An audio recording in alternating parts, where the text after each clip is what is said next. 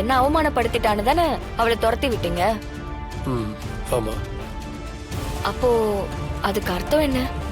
அர்த்தம்னா அப்ப இது லவ் இல்லையா? தமிழ், லவ் பண்ற பொண்ணுக்காக தான் ஒரு பையன் இப்படி கொதிச்சு பேசுவான். யாரோ ஒரு பொண்ணுக்காகலாம் இப்படி ரியாக்ட் பண்ண மாட்டான். தமிழ், நீயா எதுவும் கற்பனை பண்ணிக்காத. அது வேற, இது வேற.